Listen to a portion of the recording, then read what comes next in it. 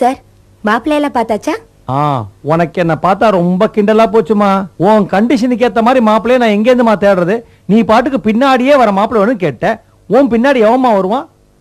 நீ ஒரு ஜட்ஜா இருந்து வச்சுக்கோ, உன் பின்னாடியே வரத்துக்கு ஒரு டவாலி, ஒரு வக்கீல்னா வக்கீல் குமாஸ்தா, டாக்டர்னா ஒரு நர்ஸ், இல்ல ஒரு சினிமா நடிகை இருந்து வச்சுக்கோ, ஒரு டச் அப் பாய் ஏற்பாடு பண்ணி கொடுத்துருப்பேன். பேங்க் ஆபீசர் பின்னாடி எவன் வருவான்? கடங்காரன் தான் வருவான். அதுக்காக அப்பப்போ புருஷனை பார்த்து கடங்காரா வாடா கடங்காரா வாடான்னு சொல்ல முடியுமா? ஓ தம்பி, நீங்க பேங்க்ல அக்கௌண்டா? வாங்க வாங்க.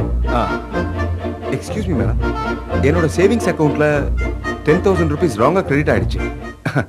நானும் வித்ட்ரா பண்ணிட்டேன். உங்க முகத்துக்காக திருப்பி கொடுக்க வந்திருக்கேன். இந்தாங்க மேடம். சாரி சார், அது அந்த புது கிளர்க்கு. என்னமா புது கிளர்க்கு பழசுன்னு பேசிக்கிட்டு? பேங்க்ல நீ தானே ஆபீசர். நாளைக்கு பணம் காணாம போச்சுன்னா நீ தானே அந்த பணத்தை திருப்பி கொடுக்கணும். என்ன சார் இது? யாரோ செஞ்ச தப்புக்காக இவங்க போய் பழி ஏத்துக்க முடியுமா? ரொம்ப தேங்க்ஸ் சார். உலகத்துல உங்களை மாதிரி எத்தனை பேர் இருக்காங்க. I really like you.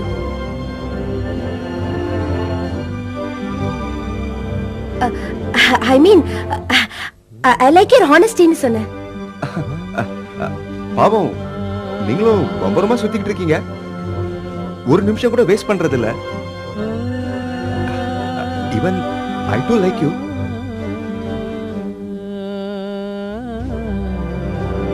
இல்ல, உங்க சுறுசுறுப்பு, உங்க சின்சியாரிட்டி, அத பத்தி சொல்ல வந்தேன்.